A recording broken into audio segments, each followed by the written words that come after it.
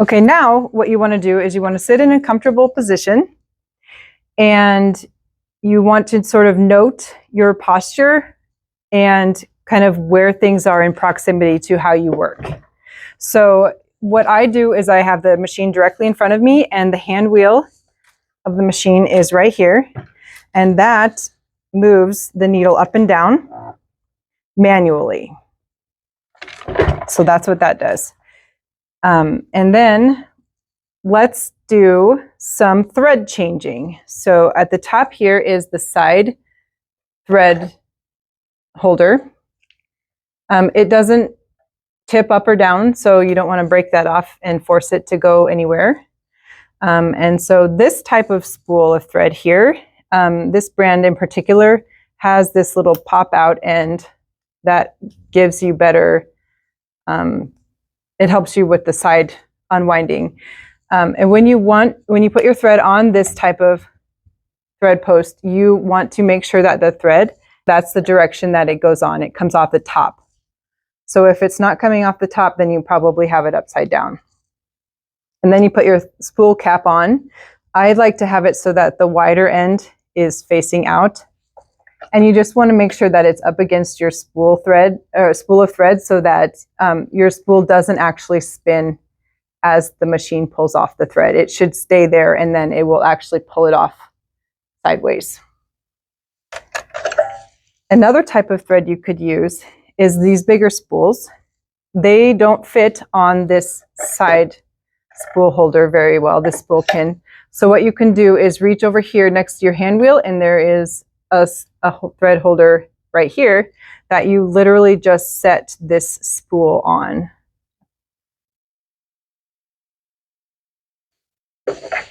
And that's what that looks like.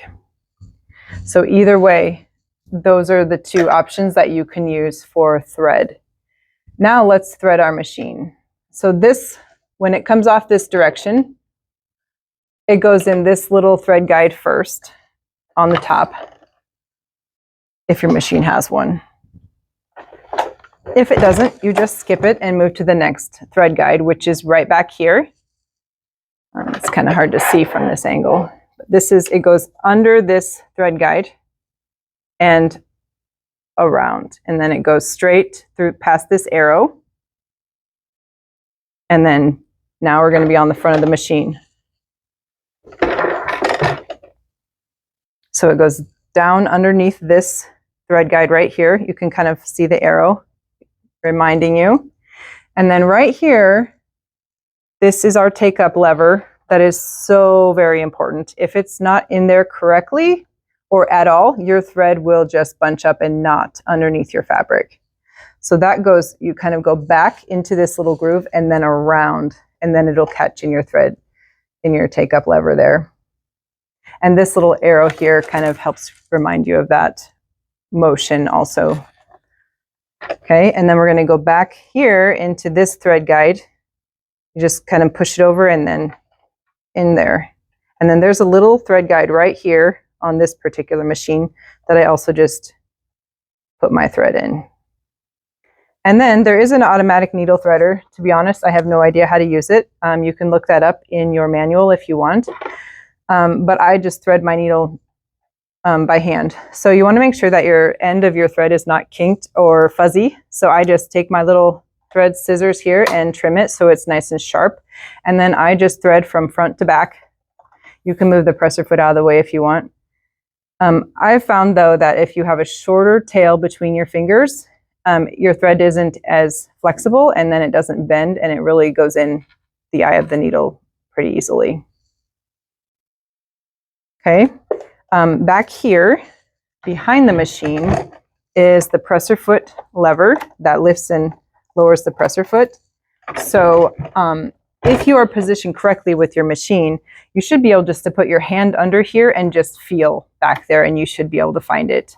You don't want to just drop it down, though. That's pretty hard on the feed dogs. So you want to make sure that you're actually lifting it and lowering it with your hand. Okay, so that's how you thread the top thread. Then we have this bottom thread that the two threads combine through the fabric and they make that stitch. So in this door is the bobbin. So this is the bobbin casing right here, this little piece. And then if you hold this little lever right here, it normally makes it so that your thread doesn't drop out. Or it's a little handy handle to hold so that you can work with it easily. I'm going to change my bobbin because I want to match, in this particular case, my upper and lower threads. So I'm going to grab another bobbin. And you want to make sure that your bobbin is made for your machine. So these particular machines, there are clear plastic bobbins that you can purchase, or there's also metal ones that you can purchase that are compatible with this size of bobbin casing. So you want to make sure that you're holding your bobbin so that your thread is coming off toward the right, or I like to look at it like a number 9 if you look like that. So number 9, and then you put it in your bobbin casing just like that, and you hold your tail still, and then this groove right here, you're going to pull your thread into that groove and then into this, it's going to go under that little metal piece. And it should end up right inside there. Okay? And then that's all you do for now. So you're going to hold you can hold this, you don't have to. If you feel more comfortable holding it like this, that's perfectly fine. You're going to hold your bobbin casing so that this piece right here is facing up, because inside the bobbin case, inside here, the mechanism, this piece fits right there. So you'll know you have it in correctly when that lines up. So we're just going to place it in there. Whoops. It'll spin sometimes. You just make it spin back. Okay, so you want to line that up. And it should just, sometimes it'll clip, you'll hear it snap, and sometimes it just fits so well that it doesn't snap. That's, either way is fine. And if you look right here, there is a little thread cutter razor blade. So you just grab your tail of thread and you slide it there, pull, and close the door. That's all you do. And then before you begin sewing on your fabric, you want to make sure that your bobbin thread is on the top of the stitch plate. So we want to make sure and pull it through. So how do we get it through there? We're going to hold the thread that's coming out of your needle. Just hold it, don't let it move. And then you're going to turn your hand wheel toward you, one full rotation. Okay, so what that's going to do is lower the needle all the way and back up one time. Okay, hold your thread nice and straight though, don't let it be loose and let go. And then when your needle comes back up on the rotation, you should have your bobbin thread attached. And you just pull it and you leave it off to the side. You want to make sure that your needle thread is under your presser foot too. So you're ready to sew now. The first thing that we're going to do is talk about the stitches. Right here are the stitch selector buttons. Okay, a straight stitch. So that's number 1. And you can tell that you're in number 1. If you just hit number 1, there it is. If I hit number 2, there's my stitch I chose. So if you can't remember what stitch you have it set on, you can look right here. I like to have my stitch at number 1. And then also right here, it's going to tell you how long your stitches are. So this is your stitch length indicator. 2.5, if you have it set at 2.5, that 2.5 is kind of the home sewing machine standard. I actually like to sew more at about a 3. I think it's a slightly longer stitch, but also it's easier to remove if you need to remove it, but it's still very secure. So I like to bump mine up to about a 2.8 or a 3 for regular sewing. And then if you want to move your stitch width, like you're doing a zigzag, for example, then that's this button. This button is how long you want your stitches, so that's where you adjust that. And then this button right here means you can move your needle.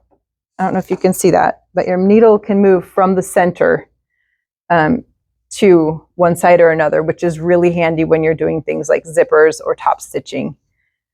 So for now, we're just going to do a regular straight stitch, and we're going to do what's called a plain seam. A plain seam is basically just your everyday seam. In many instructions and applications, it's just called a seam. So what we're going to do is, to do that, we're going to use straight stitch, and we are going to just stitch the fabrics together. That's all a seam is. So if you look at my fabric, I have a brighter side, it's a prettier side, and then I have like a duller side, which is the inside of the fabric. So if you imagine, like, this would be the inside of, say, your pants or your shirt. So you would call that inside out if you had this side showing when you were wearing it. So when you turn something from inside out, you turn it right side out. So that's why this is called the right side of the fabric. So the side that you want to show on the outside of the product when it's completed is called the right side. So in this case, this is our right side. So when we stitch, we want to put right sides together, because then when it is stitched and it's turned right side out, then we don't actually see the raw edges of our fabric. So that's why this is called right sides together. So in instructions for projects, you will see place pieces right sides together, and that's what that means. The part that's going to be on the outside in the end touches each other, and that's how we work with it when we're putting it together. So when we pin, we always kind of want to put a pin or two in a project so that we make sure that our project isn't slipping around and not being lined up in the end, because then that means you have to remove stitches. So we are going to put pins. You want to put pins in about, I don't know, 1/2 inch from the edge of the fabric. And then you want to go down and back up. I usually bend the fabric a little bit, and then there's your pin. And if you keep your pins, all the pin heads on the right side, when you are working with the sewing machine, you can grab those pins before you get to them, instead of trying to not run them over. If they were like this, for example, or like this, then you have to worry about how to take those out while you're still maneuvering the fabric. So this direction is the correct way to pin. And then you want to go, depending on the fabric and how detailed your pattern is, you want to go every few inches and place a pin. So that's what we're going to do here. So I've got about 3 pins for this piece. So now we're going to do a plain seam. If you look at your stitch plate, right here are some lines. And these are ways of lining up the edge of your fabric with certain distances from the needle. And those distances from the needle are called your seam allowance. So the distance between the edge of the fabric and your stitching is your seam allowance. So what that means is most standard patterns are a 5/8 of an inch from the needle seam allowance. So the distance from your thread, your stitches when you're done, and the edge of your raw fabric is going to be 5/8 of an inch, which if you don't really want to look at a ruler too hard, it's 1 line past the 1/2 inch mark. And then these other lines, like here's 3/8 of an inch for a seam allowance. These ones are for, like, if you're holding your fabric the other direction. Generally, these are the ones you pay attention to. And then you can use, if you're not sure, because not all sewing machine models actually show these markings on the stitch plate, especially the older machines. If you put your needle down, just move your hand wheel toward you until your needle is down, and then you can measure. You measure from your needle to, let's say I want a 1/2 inch seam allowance. Measure from my needle to my seam, or to my seam gauge, and then that tells us that this line right here, we can just put a piece of masking tape there if we want, or washi tape is really good. You can use a permanent marker on your stitch plate, and then rubbing alcohol will remove it. So there's ways that you can mark these things and not have them there forever. A 1/4 inch seam allowance is really common in quilting. So then that would be this on our seam gauge, And then if it's not marked on your stitch plate, you just measure from your needle to the edge of your fabric or on your stitch plate here, and then you could visually remember that or put a marking down to keep that spot. Okay? So we're going to use, for a standard plain seam, generally it's a 5/8 of an inch. So that's the one we're going to do first. So we're going to line the edge of our fabric up right here on this 5/8 of an inch mark. I'm going to try and do this with one hand. So the edge of my fabric here is going to be right there. Oops. On the 5/8 inch line. See it right there? And it's just going to line up right there. And so that's where my fabric will stay lined up while I'm stitching. So I want to make sure that I'm not moving my fabric one way or another. I want to keep it where that line is. Okay, so now let's do a seam. So the first thing that you're going to do, because we have our threads both on the top of the stitch plate here, our needle thread is underneath our presser foot. Now we are going to slide our fabric, line it up with our stitch plate line here for a 5/8 of an inch seam.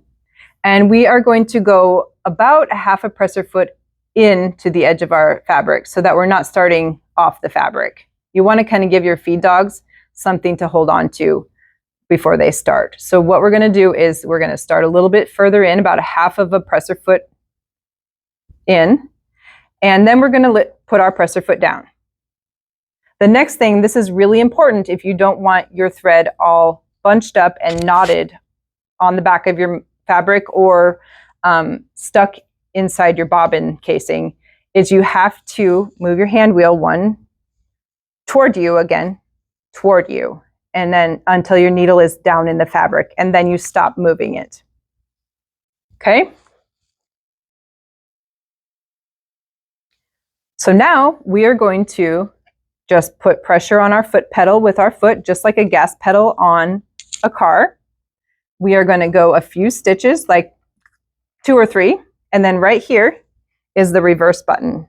So to make sure that we're knotting our fabric, our thread, sort of like when we were doing our hand needles and we made that knot on the end of the thread so that our stitches would stay in the fabric, we're going to knot our thread with the sewing machine. So we go a few stitches forward, like I just did, and now we're going to go backwards a few stitches. And this is where you want your needle to take one step off the edge of the fabric. Let's see if you can see that. So my needle is one step off the edge. And then you're going to stop holding the reverse button, and then you're going to go forward again. So we're going to go forward. And I want to make sure my eye is always staying right here on the edge of the fabric. And then when my presser foot gets near the pin, I do want to reach up here with my right hand and pull that pin out and put it in my pin case. So now your job is to, I hold my fabric about here with my left hand and about here with my right hand. That way you can move and adjust without being drastically changing the direction. So now all you do is you eyeball this 5/8 of an inch marking and the edge of your fabric, and you keep that. You want to make sure you're not pulling your fabric so that you're fighting the feed dog.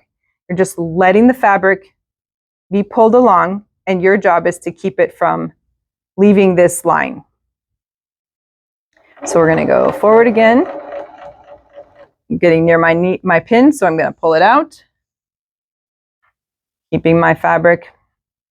My right hand is about 5 or 6 inches away from my presser foot, and my left hand is about directly next to my presser foot, about 4 inches away. So we're going to keep going forward.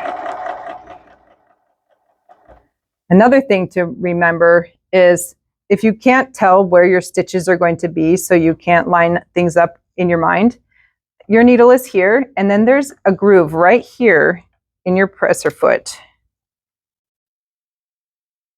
And that's where your needle is when it's lined up with the center. So you can tell when you're going along that if you line things up right here with that groove in your presser foot, that's where your needle is. So you can sort of plan ahead that way. That's really important, especially if you're doing top stitching or something. Okay, let's keep going. We're nearing the end of this piece of fabric, so not much left here. So we're going to go 5/8 of an inch still near our pin, pull it out. Now we're going to plan ahead here mentally. When we get here, we're going to take one step off the edge of the fabric with our needle, and then we're going to back up about 4 stitches to knot this end of the fabric in the thread. So these stitches don't come out as we use our product. Okay, you kind of have to just let go with your right hand, and you keep your left hand up here. And then my right hand is going to get up here ready for the reverse button. I'm getting my needle one step off the end, and then I'm going to go back about 4 stitches or so. And you want to try very hard to stay on the exact same stitch path that you went forward with. Okay, now what do? I'm done with this seam, so I'm going to lift up my presser foot, move my hand wheel toward myself until my needle is up in the air, and then I'm just going to pull my fabric this direction, just a few inches. And if you look right here, there is a thread cutter. So I just rough cut my thread there.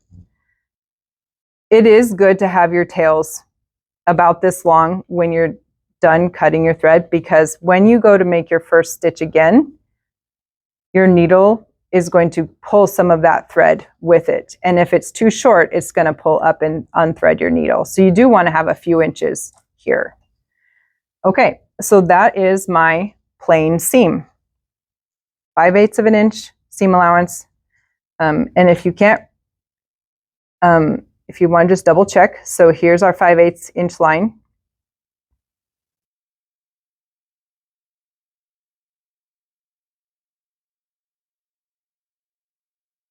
Double check here. I just don't want to tell you wrong. Yeah, it's this one. This tiny little notch next to the half. Okay. So there we go. Most of it. Okay, and now we've got these thread tails. It's a good idea to trim these now instead of wait till you've got multiple seams to trim in your project. So you just want to go close to the fabric, but not cutting the fabric. A sign of a neat work is no thread tails, so trim them off. And then here our reverse stitch ended back here, so we're just going to trim it off. Okay. So we're not done with our plain seam yet. One of the really more important things to do with sewing doesn't even involve the sewing machine. It involves the iron. So what you need to do to have a nice finished product, and honestly to move on to the next step in your project, is to have a nice flat seam to work with. So we are going to do that by pressing a seam. So there is a difference between pressing and ironing. So generally, pressing, you're just lifting and setting the iron. And ironing is moving your iron back and forth. Okay, so you want to do a combination of both. So what we're going to do is we're going to lead with our tip of our iron here. We're going to just drive that tip right down this road of the seam that you have. And then both of the seam allowances are going to lay on each side of the seam. And then you just kind of hold it there for a second and let it flatten. And now it's a nice flat seam. Your seam allowances are open. And on the other side, it's a nice finished seam, a nice flat seam. So then you can move on to the next step in your project, and you've got a cooperating flat seam to work with. So that is a plain seam.